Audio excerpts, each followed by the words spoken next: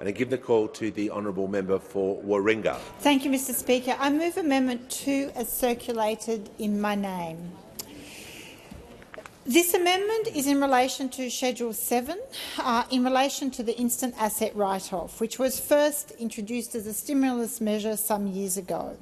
It is a practical way to boost cash flow and support investment, but over the years it's become a vital business planning tool. But the problem is there's no ability for business to actually plan with this tool because there is no consistency. Each year it's implemented, it becomes prey to politicking and becomes a political football, and it has changed over time, usually within limited time, and the thresholds keep changing.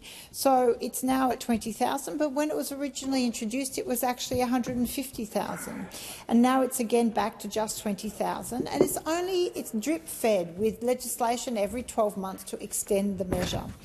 The amendment that I move is to make this instant asset write-off permanent, so that businesses can in fact have the certainty of knowing they can invest in their business, in innovation and efficiencies ahead of time, and increasing it to an amount that is actually meaningful to small businesses to allow them to actually invest and boost their productivity.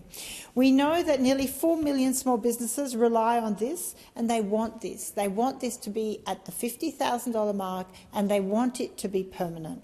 According to MYOB, who assists so many small businesses, nearly 60% of small business would support a permanent asset tax write-off. Because the uncertainty undermines the confidence small businesses need to invest in their business. So if the government is genuine in their desire to assist small business, then it would accept this amendment, because we have been calling on the government to make this instant asset write-off permanent for some time. In the last two parliaments, we've seen this kicked around like a political football, and the people paying the price are small businesses. They are the ones who cannot invest in their business with certainty because they don't know whether the legislation will ultimately pass.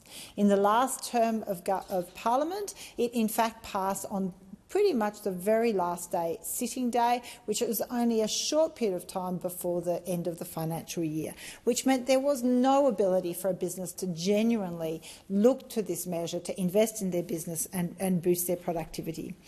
There is a high-stakes roadmap at a time where Australia needs policies settings that help to boost our productivity and growth. We should be looking at ways to enhance investment by local businesses. The proposal to extend this doesn't provide certainty that businesses need. When the amendment was before the House in 23-24 financial year, leading professional bodies, including CPA, Tax Institute of Australia, Mortgage and Finance Association of Australia, all called for the instant asset tax write-off measure to be made permanent. Permanency would reduce the red tape for business, government and tax agents. And while the government deserves credit for continuing the scheme, it's time to stop treating this as a temporary fix. Small businesses need long-term certainty. The current 20,000 threshold also does not provide the economic stimulus needed for small business to have confidence to grow and invest. That's why the amendment that I moved now seeks to make the instant asset write-off permanent and increases the threshold to 50,000 so that their businesses have got a meaningful ability to invest in their businesses. I commend the amendment to the House.